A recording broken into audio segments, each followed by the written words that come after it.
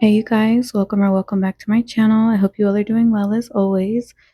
For today's video, we are going to be getting into some nail stamping, and this is going to be a fun one because I will be unboxing the Mani by Me by Maniology's September box, and this one is perfect for the spooky season coming up. So let's go ahead and see what we have in this box. So it looks like we have some polish and then two nail stamping plates. There's some really cute nail stamping plates, and I'm fairly new to nail stamping, so I do love that they do send these little cards with these little step-by-step how to accomplish a design look. And like I said, I am pretty new to nail stamping. I don't do it frequently, but I do think it's really fun, especially if you are in a rush and just want to add a little bit of nail art to your nails. And the Mani by Me boxes are a specific box for subscribers that are released on the 23rd of each month. And if you are new to the subscription, then you do get one free rectangular clear stamper, and you will also get a scraper. I was really happy that they put these little cuticle protectors in here because sometimes when I do the nail stamping, it does happen to get all over my skin, which you can just clear off with acetone, but those were really cute, especially for this season. Getting into these polishes, it looks like they gave us a stamping polish and a regular polish. You can also use the stamping polish as a regular polish as well, but this polish in particular, I would mostly just use for the like a base color or something like that. I don't think the other polish, this one, would be good for nail stamping.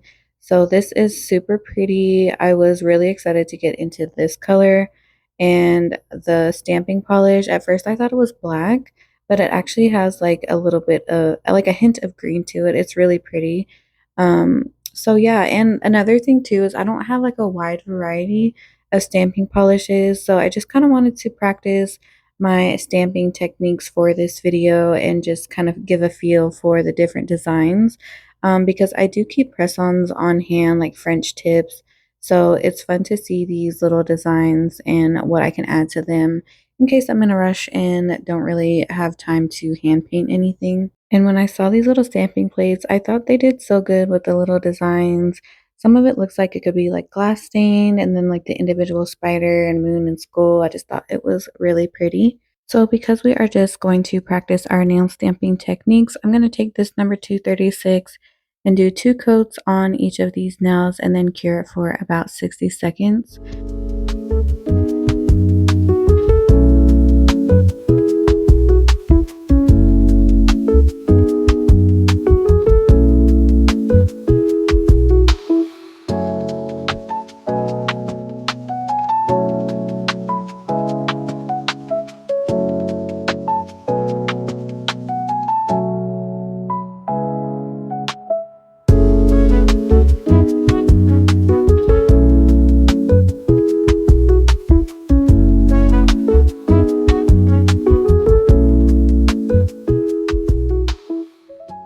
Getting into our nail stamping, so you want to put down, I normally put down like 2 to 3 lines of polish, and not too thin but not too thick layers, but for some reason I just felt like painting the entire design and then scraping it at a 45-degree angle. You don't normally have to paint over the whole entire design.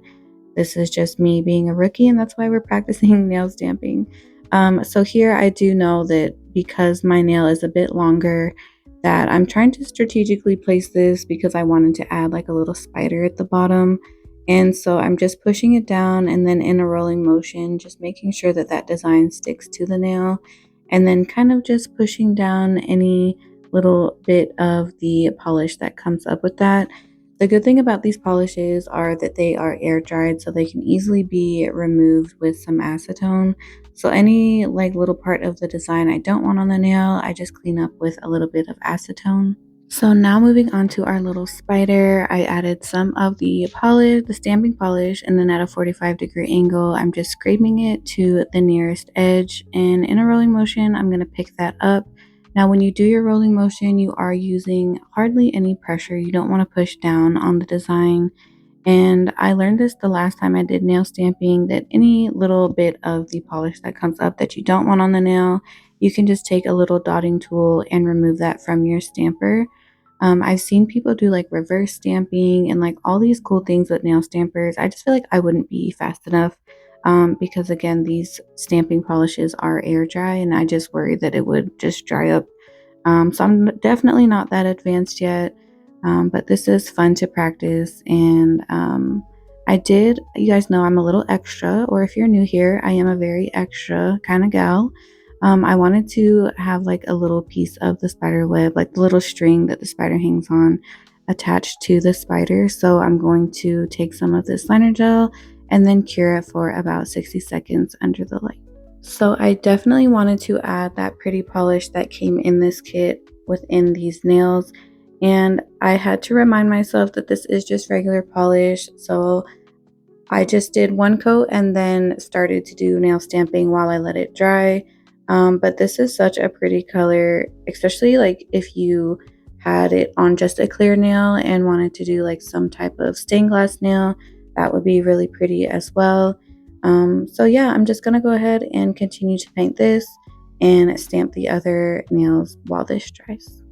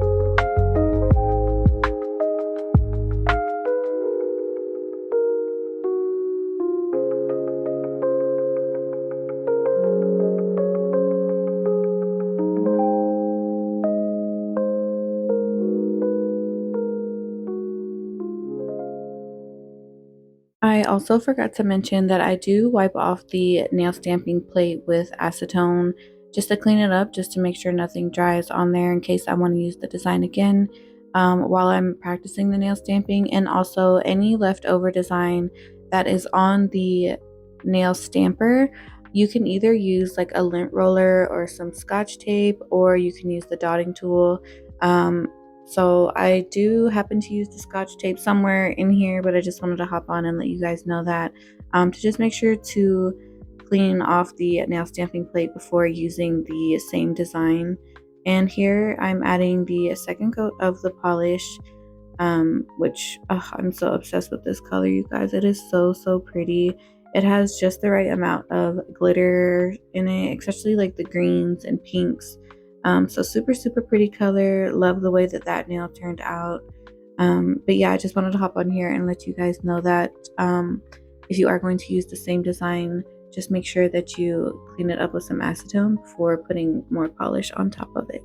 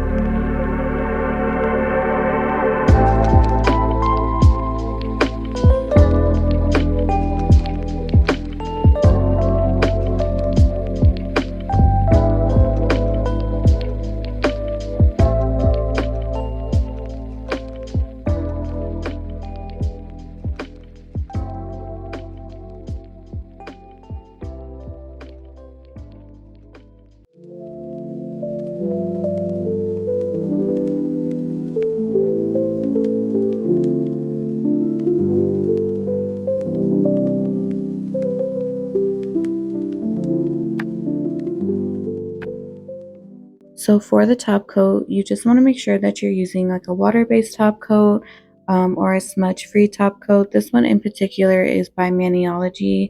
It came in their starter kit, but they do have like a bigger individual bottle of this top coat on their website if you are interested.